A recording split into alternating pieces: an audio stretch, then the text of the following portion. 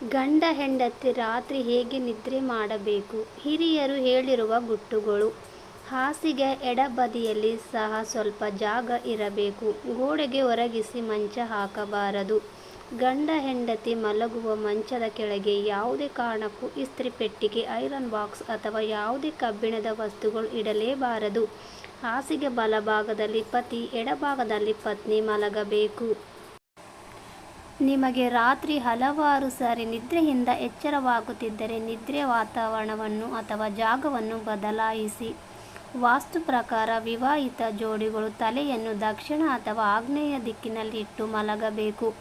ಮಲಗುವಾಗ ಉತ್ತರ ದಿಕ್ಕಿನ ಕಡೆಗೆ ತಲೆಯನ್ನು ಇಟ್ಟು ಮಲಗಬಾರದು ಎಂದು ಸೂಚಿಸಲಾಗಿದೆ. ಗಂಡ ಹೆಂಡತಿ ದಕ್ಷಿಣಕ್ಕೆ ತಲೆ ಮಾಡಿ ಮಲಗಬೇಕು. ಬೆಳಗ್ಗೆ ಎದ್ದ ತಕ್ಷಣ ಸೂರ್ಯೋದಯ ನೋಡುವ ಅಭ್ಯಾಸ ಮಾಡಿಕೊಳ್ಳಬೇಕು. ಪತಿಯು ಯಾವುದಾದರೂ ಶುಭ ಕಾರ್ಯಕ್ಕೆ ಹೋದ ತಕ್ಷಣ ತಲೆ ಸ್ನಾನ ಮಾಡಬಾರದು. ಪತಿಯು ಹೊರಗಡೆ ಹೋದ ತಕ್ಷಣ ಮನೆಯಲ್ಲಿ ಕಸ ಬಿಡಿಸಬಾರದು.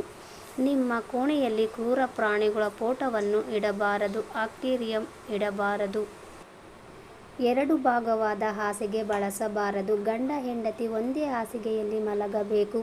ಕೆಲವರು ಬೇಡವಾದ ವಸ್ತುಗಳನ್ನು ಹಾಸಿಗೆ ಕೆಳಗೆ ಇಡುತ್ತಾರೆ. ಇಂತಹ ತಪ್ಪನ್ನು ಮಾಡಬೇಡಿ. ಇದರಿಂದ ನೆಗೆಟಿವಿಟಿ ಉಂಟಾಗುತ್ತದೆ. ನಿಮ್ಮ ಕೋಣೆಯಲ್ಲಿ ಎಲೆಕ್ಟ್ರಿಕ್ ಸಾಮಾನುಗಳು, ಹಾಳಾದ ಸಾಮಾನುಗಳು, ಕಬ್ಬಿಣದ ಸಾಮಾನುಗಳನ್ನು ಇಡಲೇಬಾರದು. ದಿಂಬಿನ ಕವರ್, ಬೆಡ್ಶೀಟ್, ಕಾಟನ್, ವಾಲ್ಪೇಪರ್ ಇಂತಹ ಅಲಂಕಾರಿಕ ವಸ್ತುಗಳು ಕಪ್ಪು, ಬೂದು, ಗಾಢ ಕಂದು ಈ ಬಣ್ಣದಲ್ಲಿ ಇರಲೇಬಾರದು. ಗುಲಾಬಿ, ಕಿತ್ತಳೆ, ನೀಲಿ, ಹಳದಿ ಬಣ್ಣದ ವಸ್ತುಗಳನ್ನು ಬಳಸಿ ತುಂಬ ಉತ್ತಮ.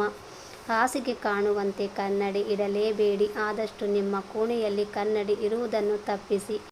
ಶೋಗೆ ಅಂತ ಯಾವುದೇ ಕಾರಣಕ್ಕೂ ಮುಳ್ಳಿನ ಗಿಡಗಳನ್ನು ಇಡಲೇಬೇಡಿ.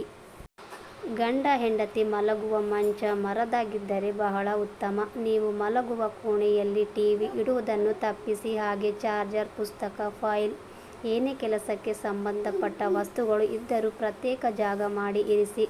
ಎಲ್ಲೆಂದರಲ್ಲೇ ಇಡಬೇಡಿ.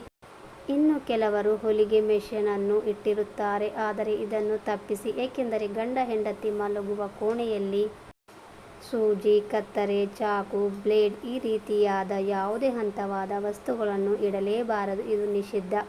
ಸ್ನೇಹಿತರೆ, ಈ ಮಾಹಿತಿ ನಿಮಗೆ ಇಷ್ಟವಾಗಿದ್ದಲ್ಲಿ ವಿಡಿಯೋಗೆ ಖಂಡಿತವಾಗಿಯೂ ಒಂದು ಲೈಕ್ ಮಾಡಿ. ಹಾಗೆ ನಮ್ಮ ಚಾನಲನ್ನು ಸಬ್ಸ್ಕ್ರೈಬ್ ಮಾಡಿ. ಕೇಳಿದ್ದಕ್ಕಾಗಿ ಧನ್ಯವಾದಗಳು.